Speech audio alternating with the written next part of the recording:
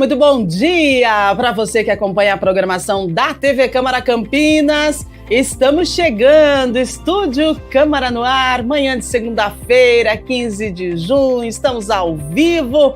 E você, como está? Tudo bem? Por aqui tudo ótimo, vamos juntos fazer desse um bom dia.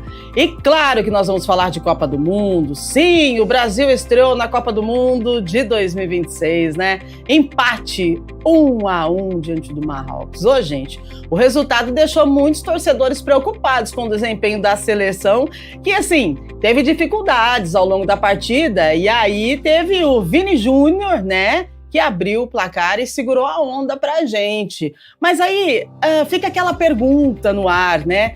A expectativa para o próximo compromisso da equipe brasileira. Você já está nessa expectativa? Você está frustrado com o rendimento dos nossos melhores do mundo, né? Que estão representando o Brasil nessa Copa? Porque quando a Copa do Mundo entra em campo, não são apenas os jogadores que vivem momentos de pressão, não. Nós, torcedores, né? A gente acompanha cada lance com expectativa, com nervosismo, com emoção. Afinal, o futebol ele tem o poder de influenciar o humor, alterar a nossa rotina, afetar o nosso sono e até, gente, se a gente não cuidar, interferir nos relacionamentos e no rendimento no trabalho. Ah, mas como assim uma partida de futebol? Pois é, a gente precisa aprender a gerenciar a nossa ansiedade diante da Copa do Mundo e dos nossos jogadores que estão em campo. E para isso, a gente vai conversar hoje com dois especialistas, psicólogos especialistas na área do esporte, que vão explicar para a gente qual é o impacto dessa ansiedade gerada, principalmente nesse momento de Copa do Mundo, nas nossas vidas. Então, participe conosco, manda a sua mensagem, daqui a pouquinho a gente apresenta os nossos entrevistados para vocês, tá bom? Então eu quero que você mande a sua mensagem, te convido, manda a sua mensagem e conta pra gente como é que tá o seu coração, né? Você realmente torceu, você se decepcionou, você já esperava, a sua expectativa, né, atingiu, ou então você tá frustrado, isso tá interferindo na sua vida de alguma forma, ou você já nem liga mais, tá tudo bem, segue o barco. Vamos lá, 19-9782-93776. Enquanto você manda a sua mensagem, a gente atualiza algumas informações, já apresentamos os nossos convidados a você e daqui a pouquinho a gente já começa a falar desse gerenciamento da ansiedade mediante a Copa do Mundo, tá bom? Vamos lá, gente. Olha, Campinas tem uma agenda movimentada com reuniões de comissões e sessão ordinária hoje, tá? Às 14h, a Comissão de Finanças e Orçamento analisa parecer favorável ao substitutivo do projeto de lei 64 de 2023. Esse substitutivo deste projeto, ele prevê a instalação de bebedouros públicos com água potável em praças e áreas de lazer da cidade. Essa proposta estabelece equipamentos acessíveis e dimensionados conforme estudos técnicos de demanda. E às 15h, a Comissão de Cultura debate o projeto de lei 97 de 2024, que cria o programa A Voz do Samba na Periferia. A iniciativa busca ampliar o acesso à cultura nos bairros periféricos por meio de apresentações de artistas e grupos de samba residentes em Campinas. Já às 18h, tem a 37ª reunião ordinária, onde os vereadores votam, entre outros itens, o projeto de lei de diretrizes orçamentárias para o ano de 2027, que orienta a elaboração do orçamento municipal, e também o projeto de lei que atualiza as regras de funcionamento e o processo de escolha dos membros do Conselho Tutelar em Campinas. Também estão em pauta propostas sobre alterações na Lei de Diretrizes Orçamentárias de 2026, mudanças do plano de cargos da Guarda Municipal e a criação do programa Cuidado e Equilíbrio voltado à saúde mental nas escolas municipais, além de moções, atas e demais matérias legislativas. E todos os eventos serão transmitidos, claro, aqui pela TV Câmara Campinas, pelo YouTube da emissora, e você é nosso convidado especial para participar. Muito bem, agora vamos com a previsão do tempo para esta segunda-feira. Semana já começa daquele jeito, né? Olha só, gente, mínima de 17, máxima de 21 graus. Nós temos aí um dia que vai ter tudo, tá?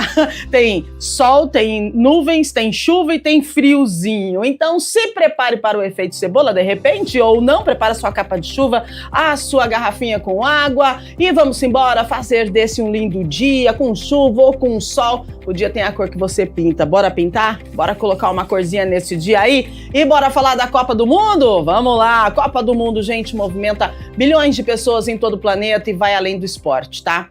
Durante o torneio, emoções como expectativa, euforia, nervosismo, tensão passam a fazer parte da rotina de milhões de torcedores. Em partidas decisivas, tá, o organismo libera hormônios ligados ao estresse e à excitação. É adrenalina, cortisol, e isso provoca o quê? Reações no corpo, né? Aceleração dos batimentos cardíacos, o pessoal começa a suar, começa a ter tensão muscular e até dificuldade de dormir. E quando os jogos acontecem em sequência, como na Copa do Mundo, muitas pessoas percebem reflexos no humor, na convivência familiar e até na produtividade no trabalho. A gente precisa cuidar, a gente tem que controlar essa ansiedade, né? Porque a gente tem que aproveitar toda essa emoção sem prejudicar a nossa saúde. E é sobre isso que a gente vai conversar hoje. Então, para nos ajudar a entender esse fenômeno, a gente recebe aqui no estúdio o psicólogo clínico, especialista em psicologia do esporte. Ele vem de Amparo para participar do nosso programa. Olha só que satisfação. Ian Sintra, seja muito bem-vindo. Bom dia para você. Bom dia, muito obrigado pelo convite. É um prazer estar aqui e poder bater esse papo com vocês. Maravilha, prazer é todo nosso. E com a gente pelo Zoom, ela que já participou algumas vezes aqui do nosso programa, a gente recebe com muito carinho a psicóloga clínica do esporte intercultural, Andréa Batista, fala do Rio de Janeiro. Andréa, seja bem-vinda, bom dia. Bom dia, Rúbia. Muito bom estar aqui com você, com todos os ouvintes, a audiência aí da TV Câmara. Prazer. Maravilha. Vamos lá. A gente começa a falar dessa questão de ansiedade aí que vem permeando, né? Acho que por todos os povos, né? Nações e culturas, porque a gente está falando de Copa do Mundo. Então, Ian, por que a Copa do Mundo desperta essas emoções tão intensas? Até mesmo em pessoas que, tipo assim, normalmente nem acompanham futebol, né? Durante o tempo, mas de 4 em 4 anos eles entram nessa bolha da ansiedade por conta da Copa do Mundo. O que acontece? Bom, primeiro a gente entende que o Brasil é o país do futebol, né? Isso faz com que exista uma identificação gigante com o esporte e principalmente uma oportunidade de sentir orgulho. Muitas vezes acompanhar o futebol, a Copa do Mundo, ela pode ter diferentes funções.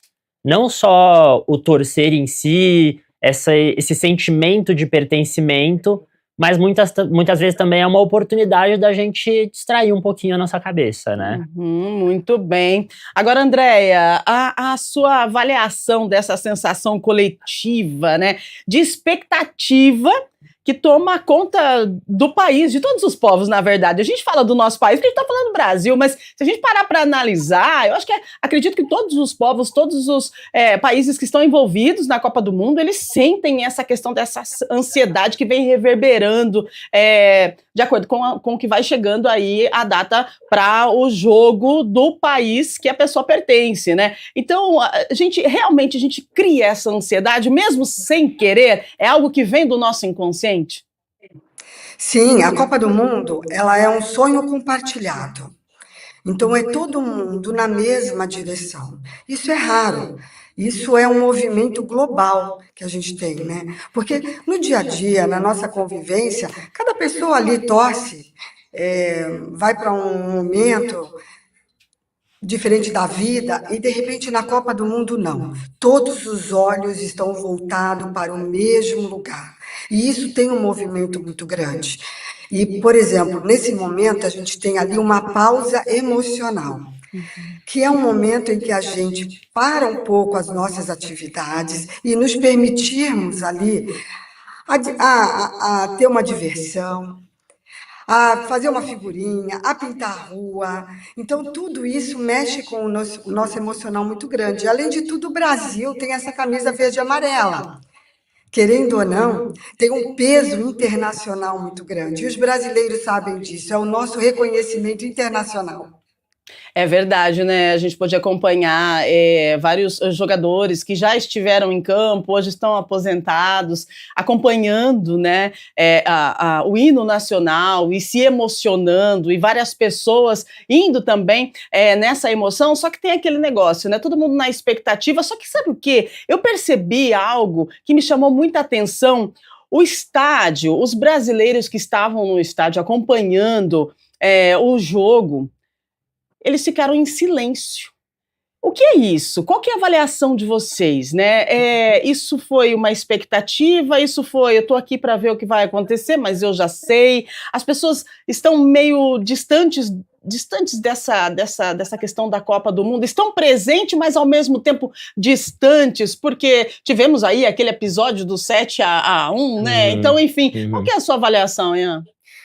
Eu acho que a gente foi percebendo um movimento, quase que um movimento social mesmo, de um distanciamento da seleção brasileira por um período, exatamente por algumas frustrações, algumas decepções que aconteceram, né, nas últimas Copas do Mundo. E o que eu acredito que acontece naturalmente, o brasileiro, apesar dessas frustrações, continua criando muita expectativa. E que é natural. Como a gente disse anteriormente, é uma oportunidade de sentir orgulho, de pertencimento, de identificação.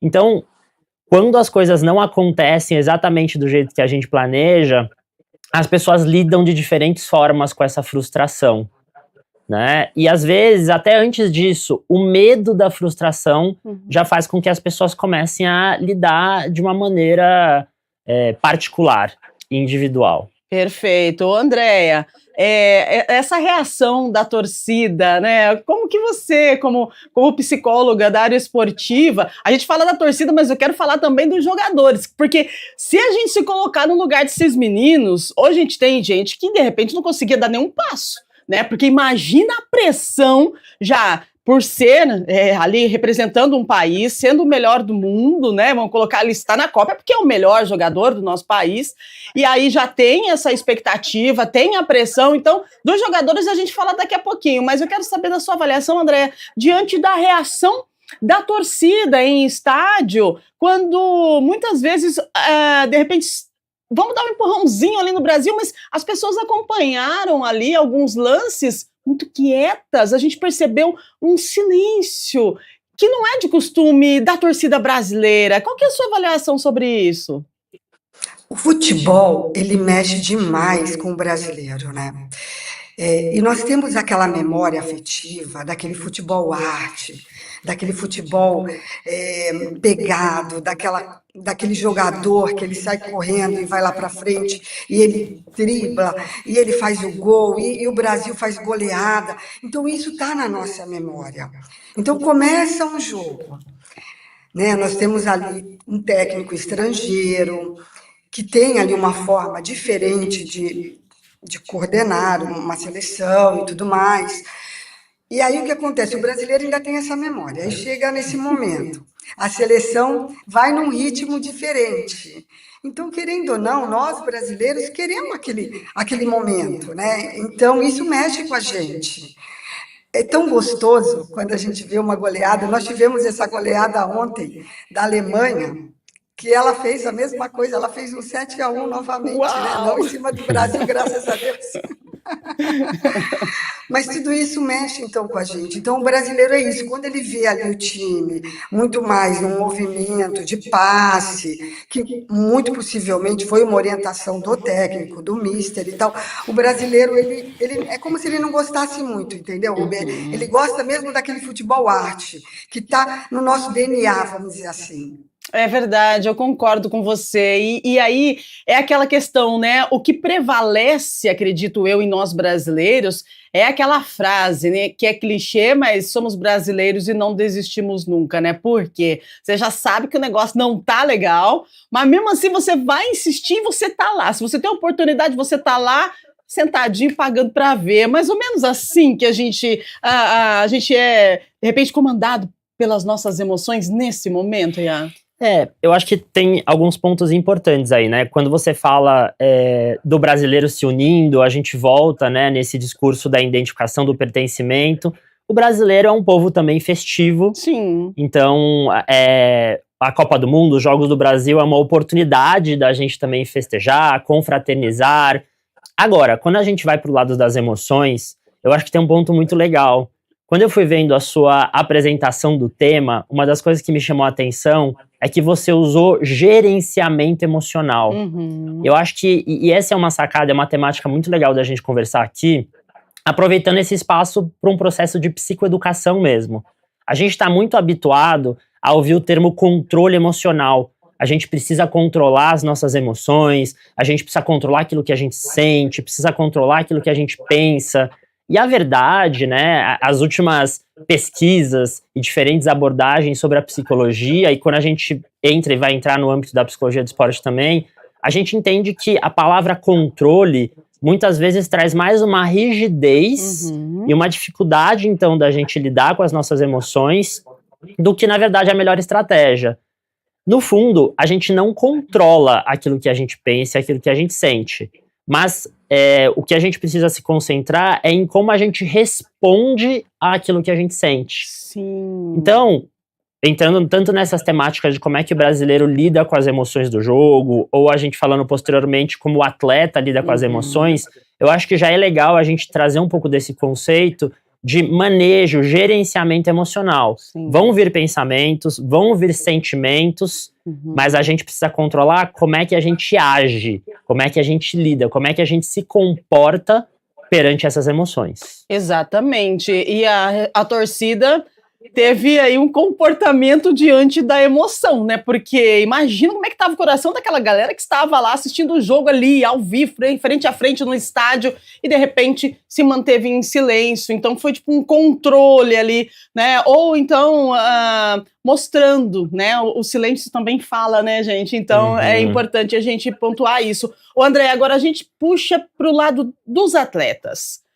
Como é que esses meninos fazem para gerenciar essas emoções? Porque se a gente parar para analisar, não entendo muito bem de jogo, não. Gabriel Castro poderia estar aqui hoje para conversar com vocês sobre isso, mas olha só, se a gente para analisar, o Brasil entrou em campo um pouquinho, né, meio que assim, devagar, meio perdido parecia, né? Aí depois que levou o primeiro gol, aí parece que começou a se movimentar. Aí, diante disso, o Vini Júnior vai lá e faz mais um.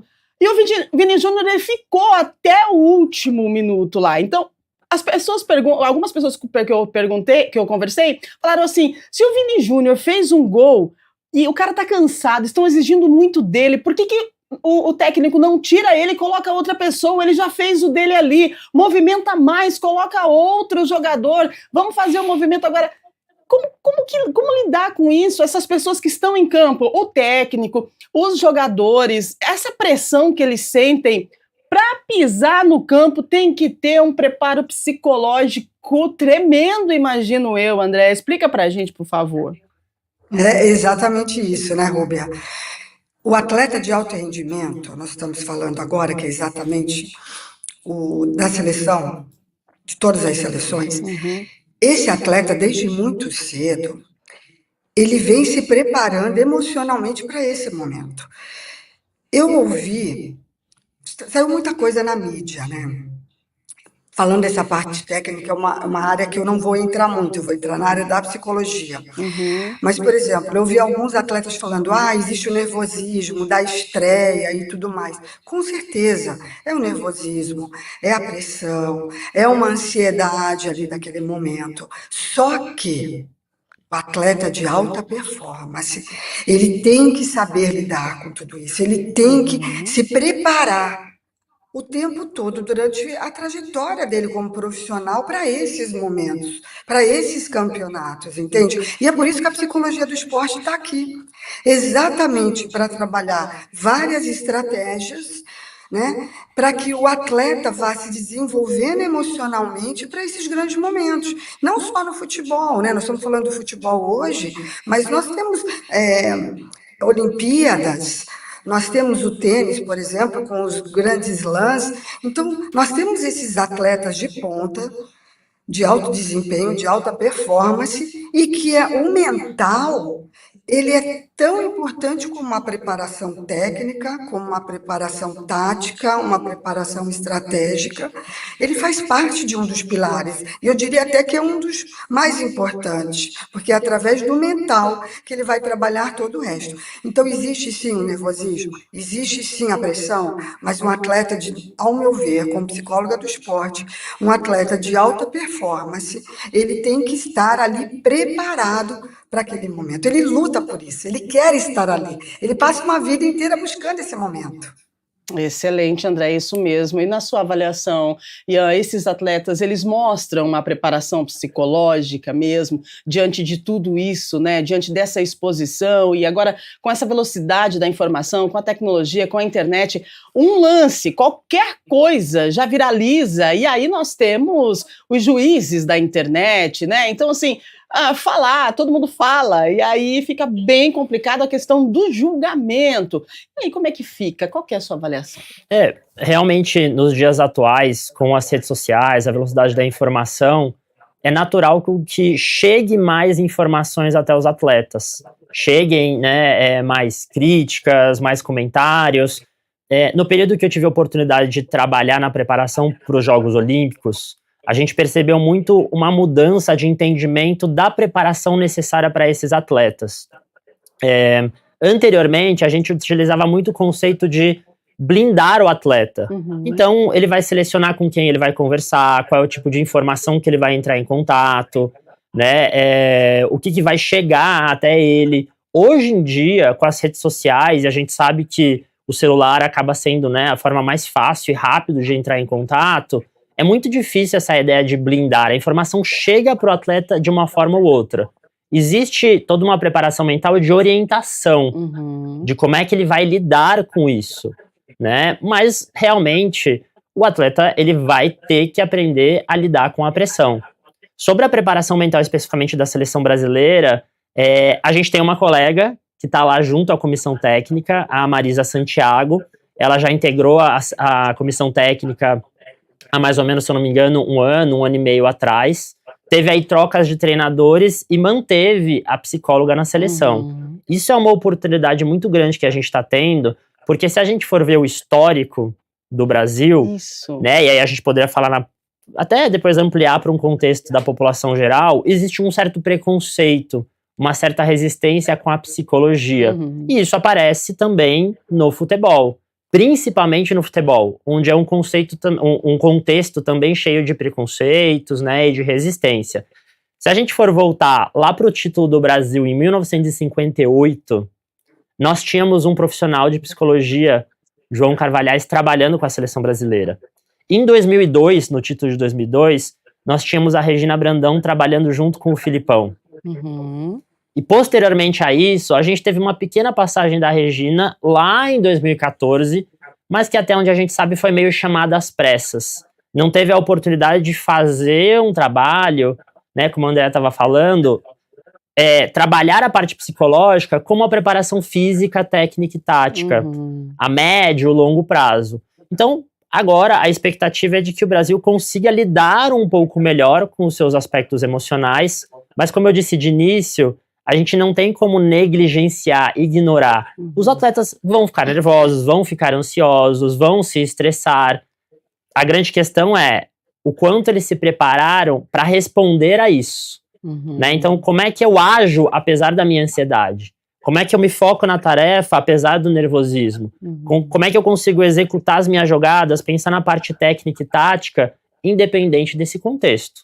Então, espera-se que esses atletas, apesar de um contexto de dificuldade, consigam responder bem a isso. Muito bem. Agora, a gente falando dos atletas, voltamos para nós aqui, pessoas, né, simples, meros mortais. Ô, gente, tem gente que fala que tem coração acelerado, suor nas mãos, dificuldade para se concentrar antes dos jogos decisivos. E eu não estou falando dos jogadores mais, não, estou falando de nós, torcedores, né? Então, eu gostaria que a Andrea falasse com a gente sobre isso, porque nós falamos dos jogadores e aí a gente entende que sim, a questão da psicologia no mundo do esporte, ela é primordial, porque mente sã, corpo são. Não adianta você ter lá um corpo que vai te entregar tudo, você tá bem fisicamente, você é o cara, né, só que a sua cabeça não está funcionando legal, você não está preparado para gerir as suas emoções, e somos pessoas que temos emoções e a gente precisa equilibrar elas.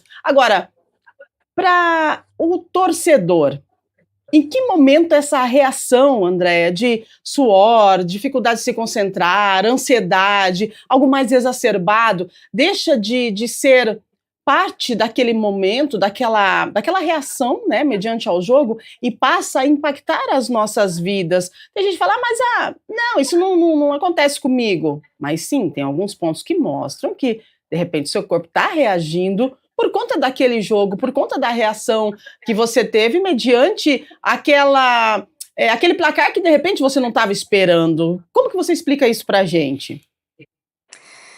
Você sabe que eu diria assim, a ansiedade, ela não é de todo mal, né? A gente colocou ela como ali o pivô de todos os males, e não é bem Sim. assim, né? A ansiedade, ela é boa, ela é necessária, principalmente ali quando o atleta vai entrar em campo, tem daquela ansiedade, isso faz com que ele fique mais ativo, mais concentrado. Nós mesmos, no nosso dia, né? Antes da gente entrar aqui na televisão, a gente tem um pouquinho de ansiedade, entrar num palco. Então, a ansiedade, ela não é de toda ruim. O que é ruim é uma ansiedade patológica, né? Que a pessoa ali sim, ela chega a ter um ataque de pânico ou coisas muito maiores. Dentro disso, nós torcedores, nós temos que entender o seguinte: quando essa ansiedade, vamos dizer assim, ela ultrapassa um limite, o que seria isso? Ali, uma imprudência, uma impaciência. Então, aquele torcedor, por exemplo, que o Brasil empatou, que não é um resultado ali final do mundo, não, né? Muita gente está falando, calma, temos ainda vários jogos, estamos ali engajando ainda, né? Falando do nosso futebol, são jogadores de várias, que estão vindo de vários clubes, querendo ou não jogam ali sempre, um com o outro, então, né? Tem que estar ganhando esse ritmo entre eles e tudo mais, mas tem realmente pessoas que sofrem a um nível exorbitante, no sentido de não conseguir trabalhar no dia seguinte, o mau humor ficar num nível muito alto, não produzir ali no trabalho, com a sua família, acaba sendo uma pessoa ali impaciente com os filhos, não dando atenção. Então, brigas, né? Tem torcedores que ficam num estado de nervo tão grande que acaba gerando ali conflitos com outros torcedores por muito pouco, né? Então, esse é um ponto realmente que a gente tem que levantar um alerta, né? Exato, pode sim. Fazendo um complemento, né? Primeiro, André colocou excelentemente bem sobre a gente não colocar a ansiedade, né, as nossas emoções como vilãs. Sim. Como algo necessariamente ruim. Todos nós vamos ter as nossas emoções, sentimentos, pensamentos, e a ansiedade ela é extremamente funcional para o nosso dia a dia. Nós estarmos, né, ali um pouco ansiosos para estar aqui ao vivo com você, faz com que a gente entre num nível de ativação, de atenção, de foco, para a gente poder cumprir a nossa tarefa da melhor maneira possível, né? E o que eu acho legal a gente tentar pensar aqui juntos? Claro que o futebol em si, como a gente comentou anteriormente, ele é um fenômeno social que tem muito peso, principalmente no Brasil, certo? Mas se a gente parar para observar, e né, até se a gente levasse para o âmbito da clínica, como é que as pessoas reagem ao futebol, eu tendo a entender que o futebol acaba sendo um gatilho, mas muito mais sobre como aquela pessoa já lida com as próprias emoções.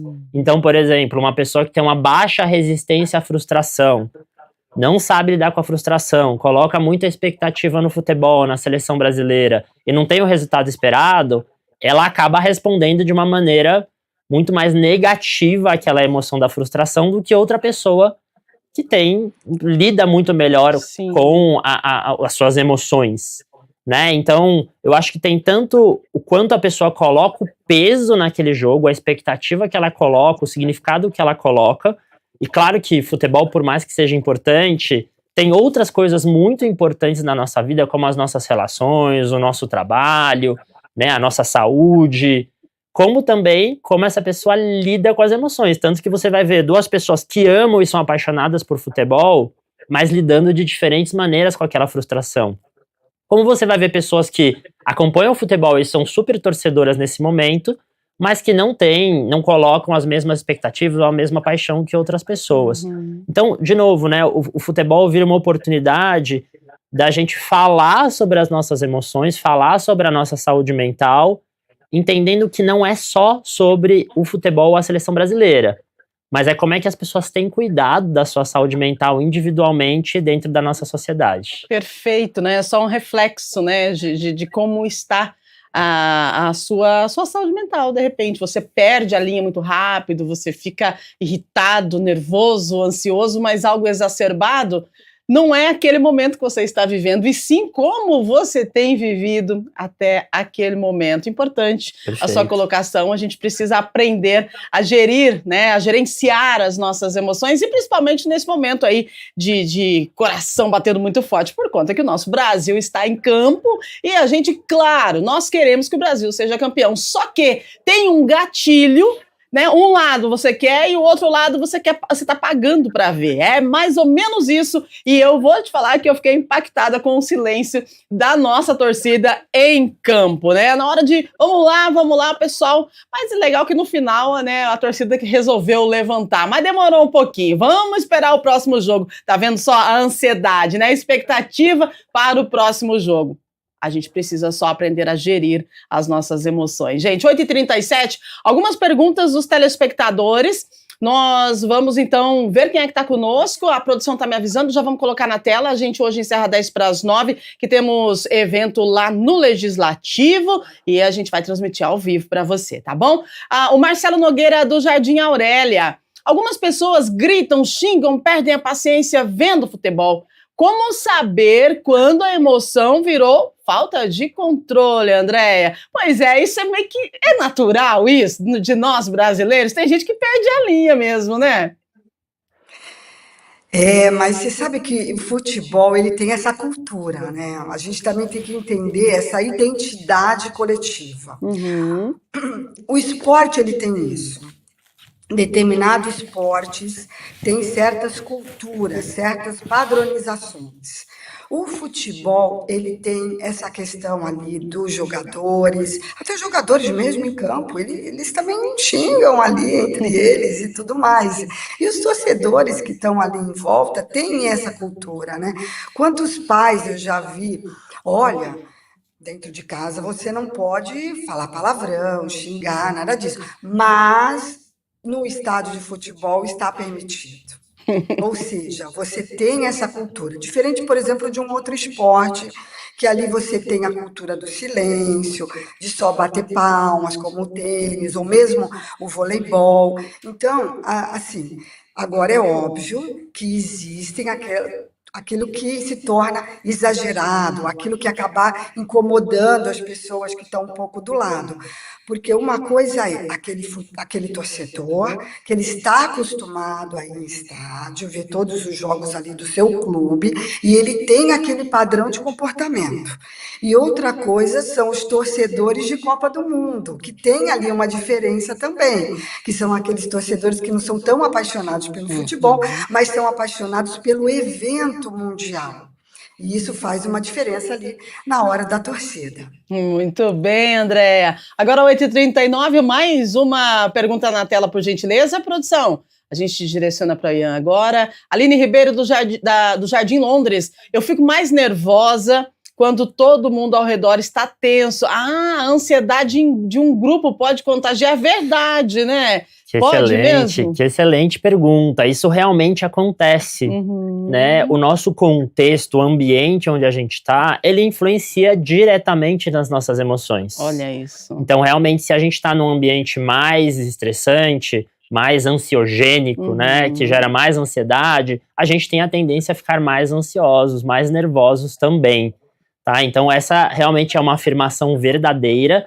E aí, qual que eu acho que é a grande dica, né? A grande sacada? Como a gente falou aqui, a gente não vai controlar diretamente aquilo que a gente Sim. sente, aquilo que a gente pensa, mas a gente vai aprendendo a manejar isso, a lidar com. E muitas vezes, as estratégias são possíveis de serem treinadas, trabalhadas, preparadas. É muito do que a gente faz dentro de um processo terapêutico ou mesmo dentro do esporte. A gente tenta antecipar um pouco desse contexto, desse ambiente e desenvolver ferramentas, recursos para lidar com isso.